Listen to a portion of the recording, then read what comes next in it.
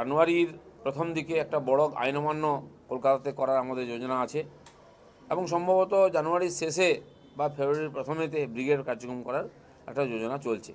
দিল্লির নেতাদের কাছ থেকে আমরা ডেট পেলে এটা ঘোষণা করব। বাকি জেলায় জেলায় যেভাবে আইন অমান্য মিছিল মিটিং সভা চলছিল সেটা চলতে থাকবে।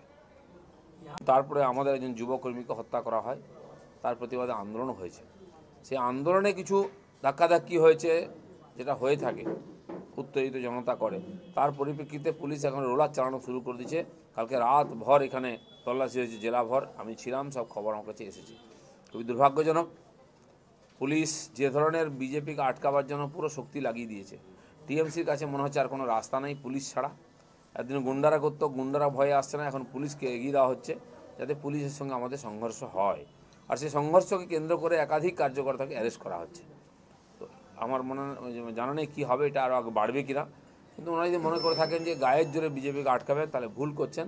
তাহলে সারা পশ্চিমবাংলায় কিন্তু আইন শৃঙ্খলার সমস্যা দেখা দেবে। ব্যাস সুপ্রিম কোর্টে যাব, আমরা সুপ্রিম কোর্টের দিকে তাকিয়ে আছি। যেহেতু আমরা প্রশাসনিকভাবে এবং আইনিভাবে এটা করতে চেয়েছিলাম, করতে দেয়নি সরকার, আমরা আগামী দিনে সেটা করার জন্য চেষ্টা করব। আজকে যে কর্মসূচি আছে সেখানেও যদি বাধা আসে তো কী করবেন? ওখানেও পুলিশ আগের দিন পর্যন্ত দেবে না পারমিশন বলেছে, রামপুরহাটেও পুলিশ পারমিশন দেবে না বলেছে, তাও আমরা করেছি। কারণ আমরা আমাদের গণতান্ত্রিক অধিকার নিয়ে আর আন্দোলন করব, মানুষের কাছে যাব, তাতে পুলিশ সহযোগিতা না করলে আমাদের কিছু করার নেই। অনুব্রত মণ্ডল বলছে 5 ওর আছে, 5 ওর বিকল্প কি আমাদের কাছে কিছু আছে? গণতন্ত্রে অনেক কিছুই থাকে, সেটা আপনারা দেখতে পাবেন 19 সালের নির্বাচনে।